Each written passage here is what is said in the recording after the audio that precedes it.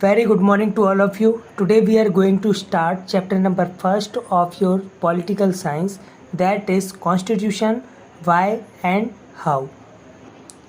सबसे पहले हम बात करेंगे मीनिंग ऑफ कॉन्स्टिट्यूशन की। तो 6th, 7th, 8th क्लास में आपने काफ़ी अच्छे से पढ़ा होगा कॉन्स्टिट्यूशन होता क्या है। ओके, अब फिर भी आपको नहीं पता है तो मैं जनरली बता देता हूँ। कॉन्स्टिट्यूशन क्या है? एक बुक है जिसमें सारे रूल्स एंड रेगुलेशंस हैं किसको लेके, कि किस तरह से हमें अपनी कंट्री को रन करना है, या फिर कैसे हमारी जो गवर्नमेंट है वो हमारी कंट्री के लिए पॉलिसीज़ बनाएगी, रूल्स एंड रेगुलेशन बनाएगी। तो constitution is a body of fundamental principles. क्या है कॉन्स्टिट्यूशन? एक फंडामेंटल प्रिंसिपल्स की बॉडी है। फंडामेंटल प्रिंसिपल का मीनिंग यहाँ पे रूल्स एंड रेगुलेशन से ही है। Okay, according to which a state is constituted और गवर्न, जिसके अकॉर्डिंग, जिसके बेसिस पे हमारा जो कंट्री है, हमारी जो कंट्री है वो उसको गवर्न किया जाएगा। Okay, the constitution is a compact document that comprises a number of article. अब ये एक ऐसा डॉक्यूमेंट है जिसमें कई सारे आर्टिकल्स हैं जो कि हमारी कंट्री के बारे में है। तो ये हमारी है कॉन्स्टिट्यूशन की मीनिंग। ओके, अब हम आगे इसके और देखते हैं। अब यहाँ पे एक टर्म आता है कॉन्स्टिट्यूशन, कॉन्स्टिट्यूएंट असेंबली। तो कॉन्स्टिट्यूएंट असेंबली है क्या? तो जनरली कॉन्स्टिट्यूएंट असेंबली जो है वो 1946 में इस्टेब्लिश की गई थी और इसे कैबिनेट मिशन प्लान ऑफ 1946 के अंडर इस्टेब्लिश किया गया था। ओके, कॉन्स्टिट्यूएंट असेंबली का काम ये था कि कॉन्स्टिट्यूशन को फ्रेम करना। ओके, जो इंडिया का कॉन्स्टिट्यूशन है उसे तैयार करना। तो कॉन्स्टिट्यूएंट असेंबली ने ही हमारे इंडिया का कॉन्स्टिट्यूशन बनाया था। Now we see functions of a constitution. तो इसमें सबसे पहली चीज़ आती है coordination and assurance. Okay, set of basic rules provide करता है जो कि कोऑर्डिनेशन लाता है, एश्योरेंस लाता है। हमें पता है कि हमारे इंडिया में कई टाइप के लोग रहते हैं। अगर रिलीजियस बेसिस पे देखें, कास्ट बेसिस पे देखें, लैंग्वेज के बेसिस पे देखें, तो डिफरेंट स्टेट में डिफरेंट टाइप्स के लोग रहते हैं, है ना। या फिर एक ही स्टेट में अलग अलग कल्चर, अलग अलग रिलीजन के लोग रहते हैं। अब अलग अलग लोग रहते हैं तो उनकी अलग अलग सोच भी होगी। तो उस सोच को जो है, उस सोच के रहने के बावजूद भी सभी लोग आपस में कोऑर्डिनेशन रखें, है ना। मतलब कोऑर्डिनेशन का मीनिंग होता है सहयोग की भावना। ओके, तो कोऑर्डिनेशन रखें, उनको एश्योरेंस मिले। एश्योरेंस मतलब कि वो अपने देश में सुरक्षित हैं और उनको कई सारी फ्रीडम्स भी हैं, है ना। तो ये दो चीज़ें जो हैं वो कॉन्स्टिट्यूशन हमारे कंट्री के लोगों को देता है। सेकंड इसका फंक्शन देखें तो to specify who has the power to make decisions in the society. अब हमारी सोसाइटी में किसके पास पावर होगा कि वो डिसीज़न ले, तो ये भी कॉन्स्टिट्यूशन ही बताता है हमें। ओके, जैसे आप देखते होंगे कि हमारे कंट्री से रिलेटेड जितने भी रूल्स और लॉ है कौन बनाता है? गवर्नमेंट। और गवर्नमेंट में भी कौन है? कैबिनेट, है ना, जहाँ मिनिस्टर्स लोग बैठते हैं, वही सारी पॉलिसीज, रूल्स एंड रेगुलेशन बनाते हैं। तो ये पावर उनको किसने दिया है? कॉन्स्टिट्यूशन ने दिया है, हमारे संविधान ने दिया है।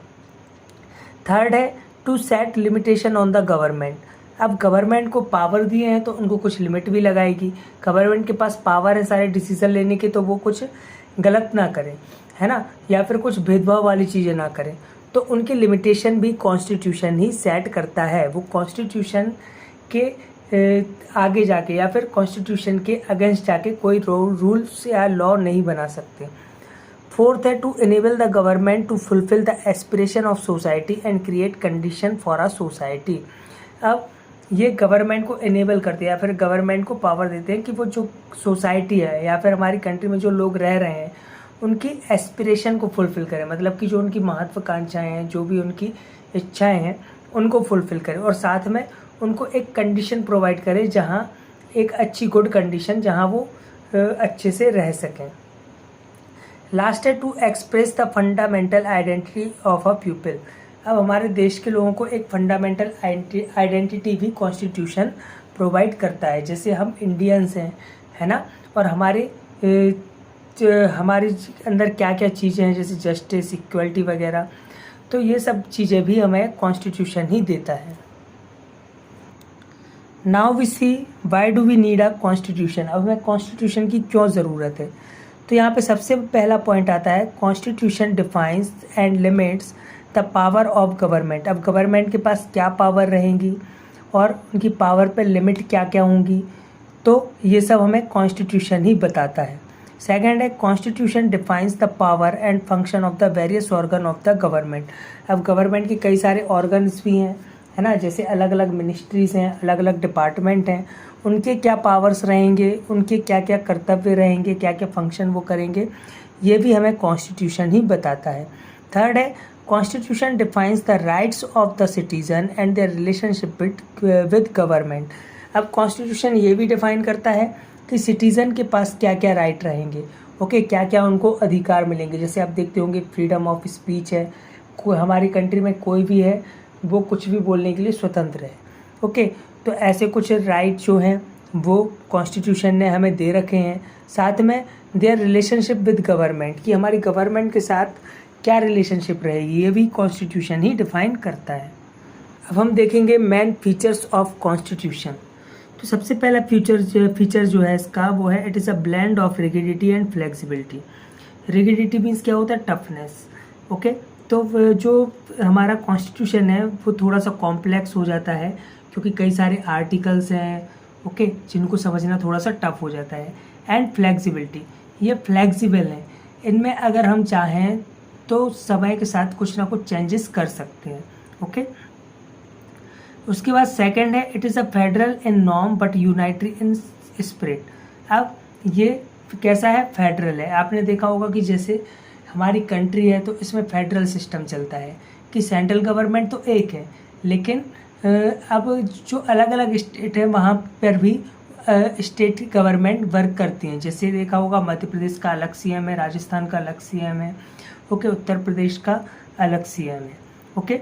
तो इस तरीके से फेडरल तो है, लेकिन इसकी स्पिरिट जो है वो कैसी है, यूनाइट है, क्योंकि सारे स्टेट को ये जोड़े रखता है ना। हमारी कंट्री है इंडिया, वो किससे मिलके बनी है, सारे स्टेट से मिलके बनी है। तो इसी तरह जो कॉन्स्टिट्यूशन है उसने फेडरलिज्म में प्रोवाइड किया है कि अलग अलग स्टेट हैं वो अपने स्टेट के कल्चर के अकॉर्डिंग अपनी गवर्नमेंट को रन कर सकते हैं, लेकिन उनकी जो स्पिरिट रहेगी वो यूनाइट रहेगी कि वी आर इंडियंस, ओके।